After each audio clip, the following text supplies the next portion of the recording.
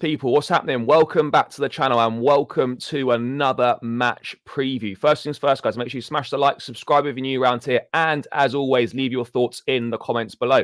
And after another Wembley disappointment, with Chelsea becoming the first club ever to lose 6 domestic cup finals in a row, there's another opportunity to put things right against Leeds in the 5th round of the FA Cup at Stamford Bridge. A lot's been going on. The fallout from the Carabao Cup's been big. Chelsea reportedly already looking at replacements for Mauricio Pochettino. They decide to part ways with him, with Ruben Amorim of Sporting Lisbon amongst the contenders. Christopher Nkunku injured again. Maybe he got injured walking up the steps to collect his Carabao Cup losers medal. Who knows? But yeah, there's loads and loads going on. I'd like to be joined by Josh for all things the game, Chelsea in general. Mate, it feels like we're a bit of a joke at the moment. Everything that could possibly go wrong is going wrong. We lose the final, which we should never have lost, and then Nkunku out for another month. Let's start with that. What is going on here? I mean, seriously, I couldn't believe it. Mate, honestly, I honestly don't think he was fit for the game. I don't think he's been fit for a while, and we've been waiting for him to make his impact. We've been saying, why isn't Pochettino starting this guy? He's obviously our best player. We saw him pre-season. We knew how good he was going to be, and you could just tell why, because he's got half a hamstring, half a leg. I don't even know what the injury is these days. I don't even know what's wrong with him now. Quite frankly, I don't even know what's wrong with half our squad at the moment. And I'm very glad that the medical department have been sacked and they've rejuvenated that system, because if they didn't, we'd be in this conveyor belt again next year, mate. It's a joke. And if he is sort of partially fit, I don't care if he's 70% there and he can come on and do a job. Just don't play him. Like, if he is that brittle, just don't have him anywhere near the team. Do you know what I mean? Like, it's an interesting one, mate, isn't it? Because like Pochettino got a lot of stick for the subs, but like, is Madueke 100% just as good as Nkunku at 70%? I personally think he probably is. And if he's going to get injured again, what's the point, mate? So honestly, I tear my hair out at some of these decisions at the moment. I really do. I don't know how you feel about it. Like, what are you thinking about Nkunku at the moment? I don't know, mate. There was so much excitement surrounding his arrival. He looks really good in pre-season. I know it's only pre-season, but he was looking great. Yeah. And then last game on that ridiculous pitch against Dortmund, picks up an injury. He's out for 4 months. We obviously ease him back in. He looks all right. He gets a goal against Wolves, I think, away just before Christmas. He scored. He obviously got one at Liverpool, but like, I think what's really done him is that 3-4 week spell that he had out just at the start of the year when he got re-injured. And since then, obviously, he come off the bench against Liverpool, decent finish. But as you were saying, mate, like, I don't know what's going on at Cobham. Like, he's obviously have some form of fitness, because otherwise he surely wouldn't be playing. But in the subsequent games like Aston Villa, Palace, City, and then obviously the cup final at the weekend, the guy has looked so sluggish. Like, he looks off the pace. He doesn't compete physically. He's lacking that match sharpness. He's obviously been deployed as a 9, which is not his best position, but he looks isolated, cannot get in the game whatsoever, and is having no impact on this Chelsea team. I know in the final he come on and he played off the left, but the same story, lacking sharpness, fluffing chances. I think he had 18 touches and he was on the pitch for over an hour, including extra time. That, for someone that's going to be like one of your key players, that's poor. Really poor. It's really poor, mate. Do you know what a lot of the journalists are saying? They're saying that really at this point, he needs a pre-season. Like, he needs to be fully fit. Like, it's not even about the injury anymore. It's about whether he's even match fit. And like, being in and around the squad and like coming in for some substitute appearances, I just don't know if you're ever going to get up to that level that you need to be. And like, we've seen some people bounce back, but they didn't have the significant injury that he did. So it's just something where it just goes, do you know what? If it's a case of take a hit, take a surgery, or take a good layoff and him be fully fit for next season, honestly, I'd write this season off for him. I can't see him playing a significant role this season. Well, to be honest, mate, I've already consigned myself to the fact that we're not going to see Nkunku until next season. And look, let's be honest, like, we've barely had him this season, and like, you can't really describe it as a loss because he's not provided anything to the team. So it's almost to a degree as we were. But yeah, look, we've not that long of the season left. 3-4 weeks at Chelsea, that could end up being 2 months. Knowing our luck at the moment. I totally agree with you. I just think it's got to a point now where, like, do you know what? This season's been a disaster for you. Just do everything you need to do and just come back next season. I almost feel the same with Reece James as well. Like, we're not really playing for anything this season. Let's just allow these guys to do what they need to do and kind of start again next season. But yeah, I mean, I was so excited for Nkunku, like a lot of Chelsea fans. And literally, I don't even think the guys played 90 minutes for us. So yeah, it's been dreadful. But I mean, just on the injuries in general, mate, you know, obviously injuries happen everywhere in football. We know that. But this is getting ridiculous now. I mean, how has he got injured between Sunday and Tuesday? I think you've got a theory. I think you got a good theory, mate. That he slipped down the stairs. There were a few sort of scuffles. You know, Enzo nearly knocked someone out on the way down. And I think maybe someone gave Nkunku a kick. Because, yeah, I mean, to be honest with you, mate, what probably happened is he got brought on too early. He can't really do 60 minutes. You know, we knew he couldn't really do 60 minutes, and he's just aggravated the injury even more than he had before. But yeah, mate, the injuries. Yeah, I don't get it though, because like, it's not like that was his first game back and you're thinking, oh, maybe we've brought him on a bit long. Like, the guy has played a decent chunk of minutes since returning from injury. Like, he started that game against Wolves, right, where he was anonymous again. And then he was on the bench. He came on against Villa, he came on against Palace, he came on against City, and he came on in this game. It's not like those were his first minutes. So I don't know. I don't know what's going on. But once again, it's the same old injuries question. Like, what? Look, I get it. You know, there seems to be a lot more injuries this season across the board in general. But this is not just a this season thing for us. This is going back multiple years now.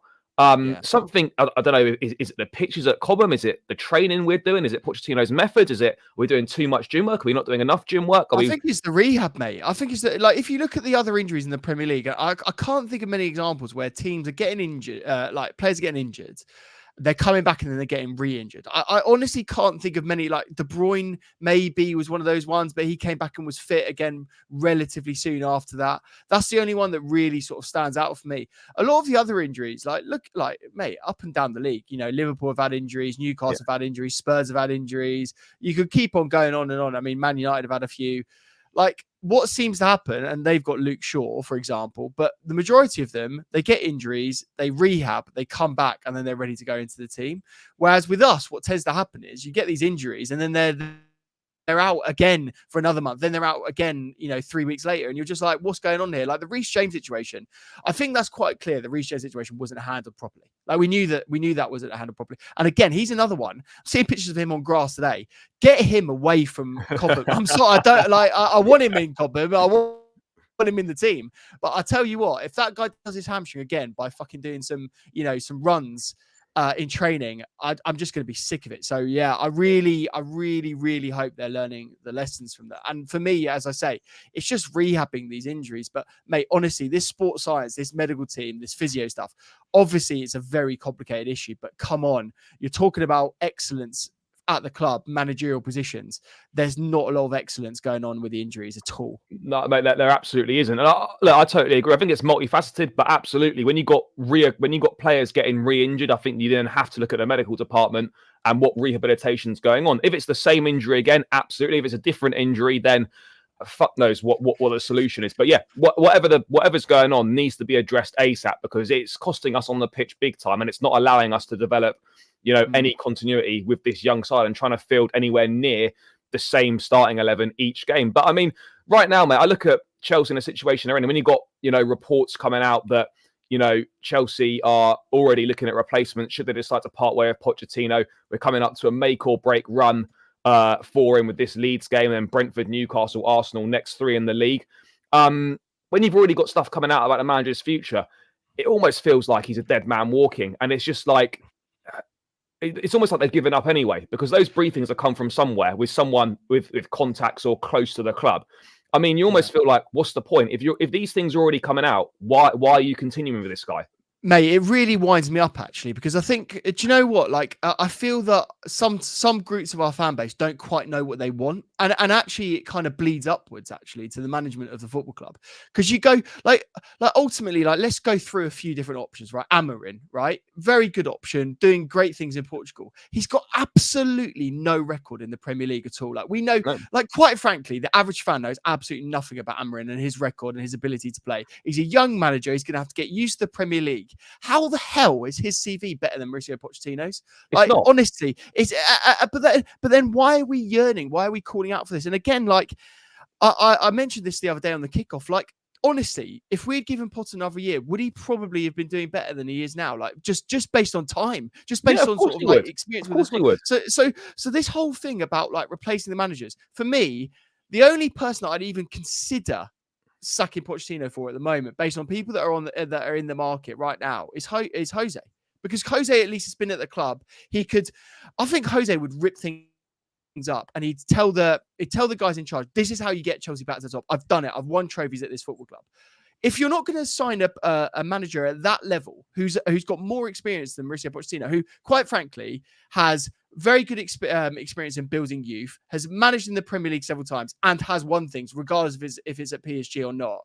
This whole bottle jobs about how Mauricio Pochettino hasn't won anything is a load of shit, to be honest. So, like, I understand why people are questioning the manager. We're in 11th. You know, it's clearly not good enough. But name me a manager right now that would be doing a better job. Like, I Well, honestly don't think it is. that's The what club's rotten. Yeah, it's rotten, let alone the manager. The club is rotten. So to say that it's Mauricio Pochettino's fault, mate, honestly, I just feel like if we're going to replace him, and I hope it doesn't happen before the summer, because it's another moment we're going to have another interim manager and it'll be another bit of chaos like we had last season.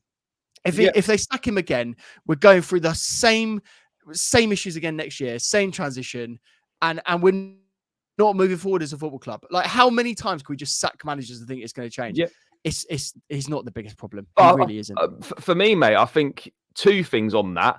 One, as an ownership, you've come in, you've set out this plan. This is what you're going to do, right? It's a long-term project. You're investing in youth and all that, right? You have to understand then, as an ownership, that by going down this route, the very thing that you've designed is going to be this is what it's going to give you: inconsistent performances.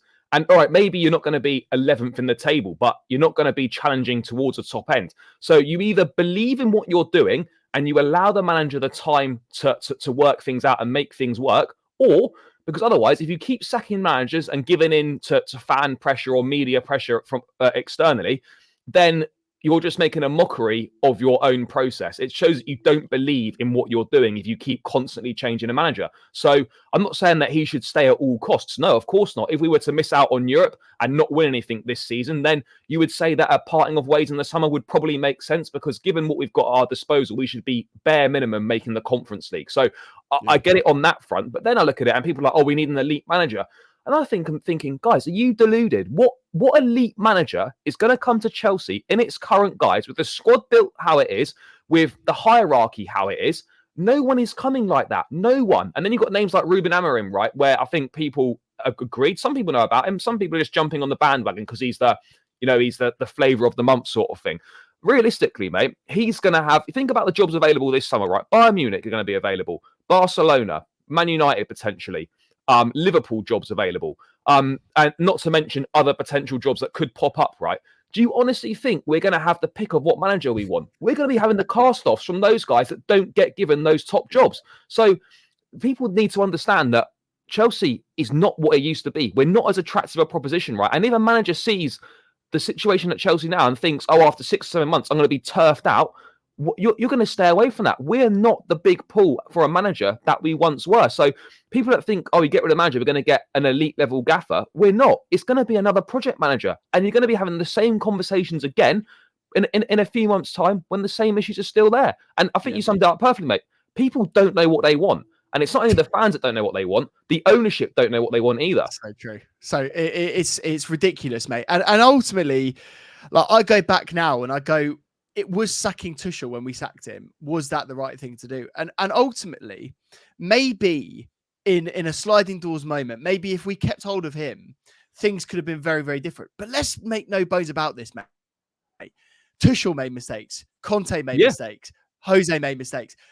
And they made mistakes with some of the best squads that Chelsea Football Club have ever had. And they made individual player mistakes. They pissed off the wrong people. They had the wrong formations. They set us up in a way that we wouldn't really want our football club to be set up with. And so everyone just sort of sometimes looks back on these managers with sort of rose-tinted glasses and go, oh yeah, just bring Jose back, it'll be fine. Or, oh yeah, just bring Tuchel back, he'll be back on the market. Tuchel's legacy is completely ruined. You look at what's happened with Bayern now. He can't keep any of the squad happy. He falls out with everyone. We saw it at Chelsea. He falls out with the people above, and he falls out with players. Like, we'll love him for what he's done, but he's got a track record now of everywhere he goes, falling out with higher ups and falling out with players. Mate, elite managers, right? You said this perfectly right there. That what the fans want is an elite manager to come in. Name me an elite manager, let alone whether they want to come or not. It doesn't even matter whether they want to be here at the football club or not. Let's just take that out of that, because quite frankly, I don't even know. Don't know if Jose will come back. He probably would, but don't know that for sure. Are they going to be equipped to manage this car crash of a recruitment strategy? And are they going to be able to deal with 5 more players leaving? Conor Gallagher most likely going. We're seeing rumours about that going. Another one of our sort of in the engine room leaving. Having to blood new players coming in and having to incorporate all of the loan players that are going to be coming back. Castay is going to be in the squad again next year. You've got Angelo coming back. You've got Hutchinson coming back. There's going to be more problems than there are solutions, mate. Do you know what I mean? So, for me, name me an elite manager that will be able to deal with that in a better way than Pochettino would. Honestly, give me a name. There isn't a name. And that's what people don't realise. You could have a Guardiola or a Klopp or whatever. All right, we might be a couple spaces higher in the league. Maybe we might be 7th or 8th. But ultimately, this team right now and these players, they're not good enough to qualify for the Champions League. That's the reality. And people are failing to see that. They just see names and price tags and think, oh, that automatically equates to success. It doesn't. Everything else has got to be there now. Money's not enough anymore. You need an identity. You need a culture. You need an environment that's conducive to helping players perform at their best. And I think every single one of those things is lacking at Chelsea right now. We're finding ourselves in a really, really difficult position. But I mean, you look ahead to the game tomorrow night against Leeds, FA Cup 5th round. Stamford Bridge, an opportunity to make a quarter final, and it's a damning indictment of where we are right now. That, as fans, we feel a bit concerned about that. I mean, Leeds flying high in the Championship. They're second. They beat Leicester on Friday night 3-1. I'd say the only saving grace for us possibly could be that Leeds will be looking at this and thinking, yeah, of course we won a cup run, but actually getting back to the Premier League is more important. They've got a lot of games coming up in the Championship, and they may make a few changes. But I mean, mate, how are you feeling heading into this one? Because Stamford Bridge is going to be a tense atmosphere on Wednesday night. Yeah, it's gonna be toxic, mate. I'm not feeling confident. There's a few reasons why. I think we're gonna be absolutely knackered. That's the first thing. We played 120 He already said that. He already said that in the presser today. He said that everyone's really tired. Yeah, and that's a clear one. That's obvious, isn't it? Yeah. You play 120 minutes. You know that they're going to be knackered. Back in the day, what we used to be able to do is we had an entire second 11 that could come in and play in the FA Cup matches, and we used to see that week in, week out. They would be rotated, and we'd have a very, very good set of rotation options. Now, I don't know whether this is a Pochettino thing, i.e. that he doesn't rate some of the younger players coming through, or whether it's still the injury hangovers, which there are absolutely injuries, and we still need to talk about that. But I do worry about how he's going to rotate, about what he's going to actually do here, because it's very clear, mate. There were players on that pitch. I really do look at the midfield in particular, and I go, I don't know if I want them playing again. Mate, bear in mind, they all played 120, didn't they? Well, Gallagher played about 105 minutes, but they all played over 100 minutes 2 days ago. Yeah. It's just insane. And then you look at, Lavia, we saw some pictures of him, didn't we, in training? Yeah, he's nowhere near there. He's not going to be anywhere near it. Ugachukwu still injured. And Casaday's cup-tied. And that's the thing, is I was looking at the bench the other day and I'm going, oh yeah, Casaday, he's bloody cup-tied, isn't he? Do you know what I mean? Like, it's a scary one. I think he's going to have to play some academy kids in this. Maybe Castledine could play. He's one that's rated quite highly, doing pretty well. But mate, I just don't think you can go. I just don't think, particularly in the middle of the park, right? I just don't think you could go with the same 3 again, that No. played over 100 minutes 2 days ago. Who would you drop? Who would you drop out of those three? But the problem is, mate, the options we've got are poor as well. Like, I mean, maybe you drop Gallagher and you play Castledine, or maybe, I mean, I thought Enzo had a really, really poor game on Sunday in the final. Maybe you'd rotate him out. Maybe you go Gallagher, Castledine, and Caicedo, or you drop Gallagher deeper, play him alongside Caicedo, and then play an actual number 10. Maybe play Cole Palmer as a 10 and have Madueke on the right hand side, or whatever you want to do. But like, the reality is, mate, we need to change some players, but there aren't that many options to be changing with. And ultimately, I get it from the manager's point of view as well. You're thinking, this is must win, lose, and he could well be gone. So I can understand why he wouldn't want to make changes. So he's actually in a really difficult position right now for this game. And to be fair, mate, I was thinking about it, just even like the team selection for the cup final. Other than, I'm not a massive fan of Sterling. I made that clear over. I'm not either, mate. Yeah. So, and you and I have talked about that before. Personally, I wouldn't have started Sterling in that game, but that would be the only change that I would have made to that start. Everything else was spot on, you know. And this is another reason. Yeah. This is another reason, mate, why I just can't beat up Pochettino anymore, because he did some of the substitutions you could argue, but like those are the only changes we could have made, and we had to make changes. You don't go to extra time and make no changes. Like, we had to make changes. Those were the 3 changes that we had, the 3 senior options, as it were, that could potentially make a difference. Yeah, but those were the obvious subs to make. So I don't think anyone can have a go at him for the choice of substitutions at all. No. And this is what I mean. Like, this is why I can't beat him up about this performance, Poch, because like he did things exactly the way that I would have done them. And now I'm thinking about the team section for this, and I'm really interested to see where you're going to go as well, mate. But like, for me, I'm going to go same back 5. I'm going to keep. By the way, mate, just on that, do you think he brings Sanchez back for this game? I think that would be, honestly, if he did that, I think that would be the end of him. I think that would be it over. Like, you might as well just walk out now if you're going to do that, because to not back who probably was our man of the match. It was our best player. It was our best player. Yeah. So you could argue that. So, mate, honestly, the only rationale that you could possibly give with that was that he's potentially a bit tired, and you basically then want to make Sanchez your cup goalkeeper. But like, are we in the position where we can rotate goalies? I don't think, mate. We're not. I don't think we're not in a position to be. We're not, like, that's a luxury position to be in. We're not in a luxury position. So, like, if we'd won the cup or whatever on Sunday, I would have been like, go on, then just put Sanchez in for this game, get him a bit of fitness, because goalkeeper obviously is not like outfield players where you can sub them on and build them up. Like, they got to go straight back in. But yeah, like, for me, I think he'd be playing with 5 if he switched the goalkeeper. So I agree with you, mate. I think I would go with the exact same back line. I think you have to. I mean, I don't think Chalobah's going to play. Gilchrist, I don't think would have played. He seems to have fallen behind Chalobah in the pecking order. Yeah. We haven't got any other fullbacks available. So, yeah, I would agree the same back 4. And I would then probably go Gallagher alongside Caicedo in a midfield pivot. But then going forward is kind of where, for me, mate, like, if Mudryk doesn't start this game, I don't see how he's at Chelsea next season. Maybe I'm not saying he's going to leave permanently, but in terms of like, he has to go on loan, because if you're not gonna play this guy and try and develop him, what is the point of him being here? Yeah, honestly, I do feel the writing is on the wall at the moment, purely just from the fans. Like, and also, I don't know if you saw this, mate, but there were a lot of rumours and a lot of chat about how Mauricio Pochettino doesn't feel that he has a footballing brain. And that is just the worst sentence you can say about a footballer, is that he doesn't have the brains to play on the pitch. But it's strange, though, isn't it? Because, like, he was at a couple of points this season, he was getting a decent run, maybe 4 or 5 games on the spin that he was starting, and he was showing some of his quality, assists and a few goals and that.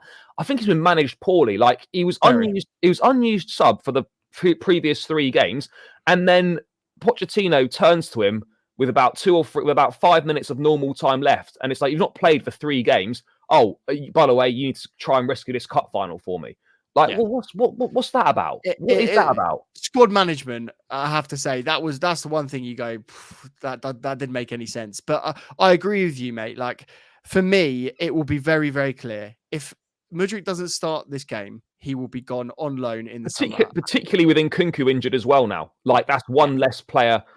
There's one less body in there to be competing with. I mean, you look at it, Gallagher, Caicedo, I think I'd go with, and then Palmer. I'd like to play Palmer on the right-hand side.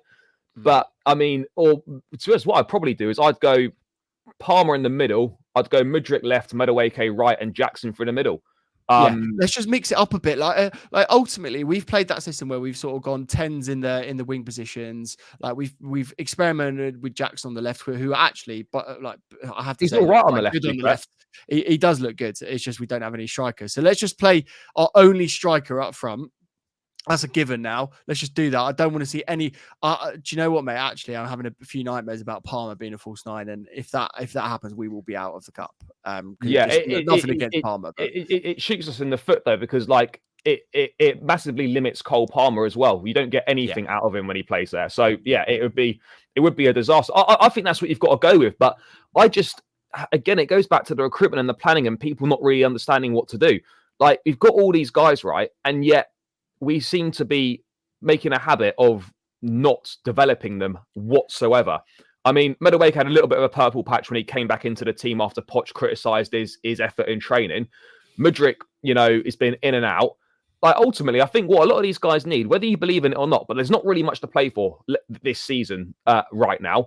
You need an arm around the shoulder and just tell the likes of Mudryk, do you know what? I'm going to play you this week. If you're shit, you're going to play next week. If you're shit again, you're going to play the week after. And allow these guys to learn and, learn from their mistakes and get better. Because otherwise, you've invested all this money in these talents because you think they're going to be really good.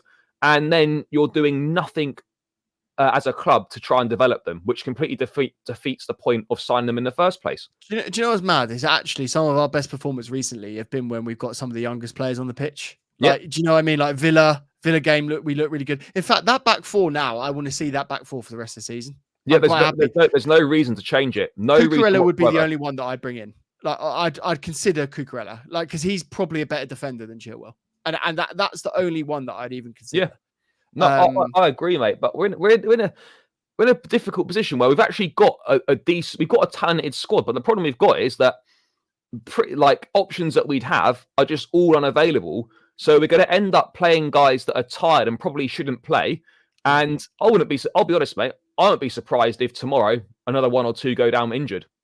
100%, mate. And I wouldn't be surprised if then at the end of the game we still end up going out. And then, mate, if we go out, if we go out, he's finished. Like, I mean, whether you believe that's the right thing or not, like he's probably done.